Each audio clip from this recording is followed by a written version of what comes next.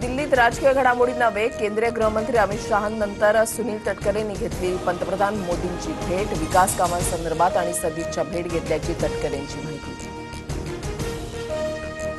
पवारांची राष्ट्रवादी एनडीएच्या वाटेवर असल्याची चर्चा. शरद पवार, पार्थ पवार आणि प्रफुल्ल पटेलांची भेट. पंतप्रधान मोदींसोबतच्या भेटीनंतर पवारांची पटेलांसोबत चर्चा. आंदोलक विद्यार्थ्यांवर पॅलेट गन AK-47 चालवण्याचे आदेश पंतप्रधान की गृहमंत्र्यांचे. लाठीचार्ज का केला? अश्रुधुराच्या नळकांड्या का फोडल्या? विद्यार्थी दहशतवादी आहेत का? संसदेमध्ये प्रियंका गांधींचा हल्लाबोल.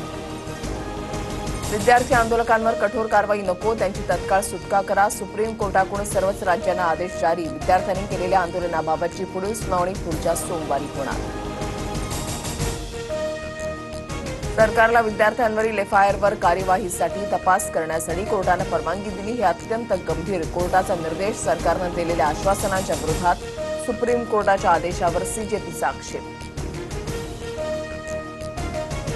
सरकारनं जाणीवपूर्वक कोंडी करणं थांबावं. विद्यार्थ्यांना जेलमधून सोडा, गुन्हे मागे घ्या. पोलिसांकडून विद्यार्थ्यांचा छळ सुरू राहिल्यास पुन्हा आंदोलन करणार. CJPचे संस्थापक अभिजित दिप्तेंचा इशारा.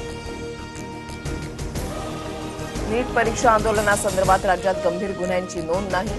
महाराष्ट्रामधील आंदोलक विद्यार्थ्यांवरील किरकोळ गुन्हे मागे घेतले जाणार. मुख्यमंत्री देवेंद्र फडणवीसांचे गृह विभागाला निर्देश.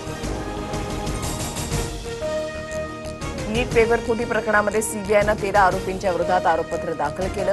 CBIचं आरोपपत्र उद्या विशेष जलदगती न्यायालयासमोर सादर केलं जाणार.